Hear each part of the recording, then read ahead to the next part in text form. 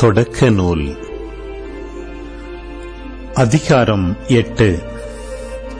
கடவுள் நோவாவையும் அவருடன் பேழைக்குள் இருந்த எல்லா காட்டு விலங்குகள் கால்நடைகள் அனைத்தையும் நினைவு கூர்ந்தார். ஆகவே மண்ணுலகின் மீது காற்று வீசச் செய்தார். வெள்ளம் தணியத் தொடங்கியது. பேராழத்தின் ஊற்றுகளும் வானங்களின் மதகுகளும் மூடப்பட்டன. வானத்திலிருந்து மழை பெய்வது நின்றது. மண்ணுலகில் வெள்ளம் வற்றி குறைந்து கொண்டே வந்து 150ஆம் நாள் முடிவில் வெள்ளம் வடிந்தது. 7ஆம் மாதத்தில் 17ஆம் நாளன்று அரராத்து மலைத்தொடர் மேல் பேழை தங்கியது.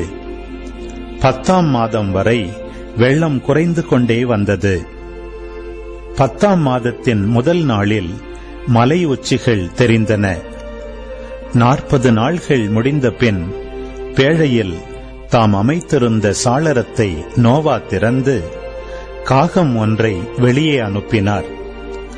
அது மண்ணுலகில் வெள்ளம் வற்றும் வரை போவதும் வருவதுமாக இருந்தது.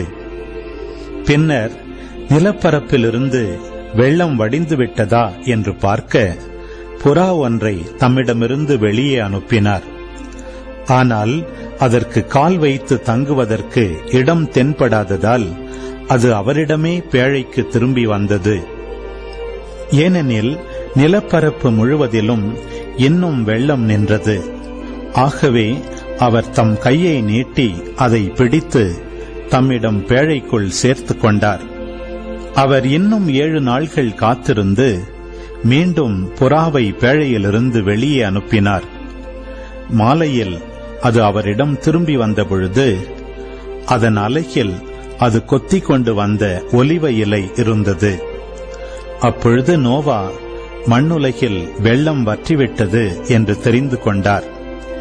இன்னும் 7 நாள்கள் காத்திருந்த பின் புறாவை வெளியே அனுப்பினார்.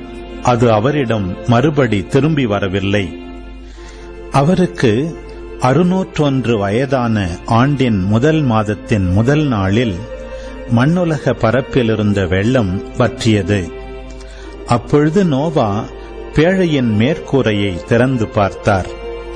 இதோ நிலமெல்லாம் உலர்ந்திருந்தது. 2ஆம் மாதத்தின் 27ஆம் நாளில் மண்ணுலகில் நீர் வற்றியிருந்தது. அப்பொழுது கடவுள் நோவாவிடம் கூறியது, நீயும் உன்னுடன் உன் மனைவியும் உன் புதல்வரும் உன் புதல்வரின் மனைவியரும் பேழையிலிருந்து வெளியே வாருங்கள்.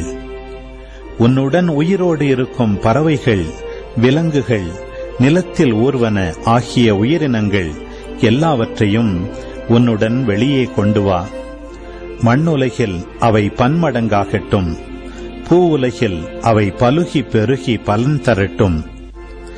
ஆகவே நோவாவும் அவர் புதல்வரும் அவர் மனைவியும் அவர் புதல்வரின் மனைவியரும் அவருடன் வெளியே வந்தனர். விலங்குகள், ஊர்வன, பறவைகள், மண்ணுலகில் நடமாடும் அனைத்தும் வகை வகையாக பேழையிலிருந்து வெளியே வந்தன.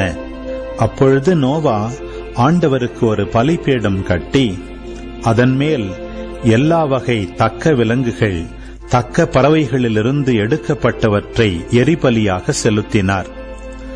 ஆண்டவர் நறுமணத்தை நுகர்ந்து தமக்குள் சொல்லிக் கொண்டது, மனிதரை முன்னிட்டு நிலத்தை இனி நான் சபிக்கவே மாட்டேன். ஏனெனில் மனிதரின் இதய சிந்தனை இளமையிலிருந்தே தீமையை உருவாக்குகின்றது. இப்பொழுது நான் செய்தது போல இனி எந்த உயிரையும் அழிக்கவே மாட்டேன். மண்ணுலகு இருக்கும் நாள் அளவும் விதைக்கும் காலமும் அறுவடை காலமும் குளிரும் வெப்பமும் கோடை காலமும் குளிர்காலமும் பகலும் இரவும் என்றும் ஓய்வதில்லை.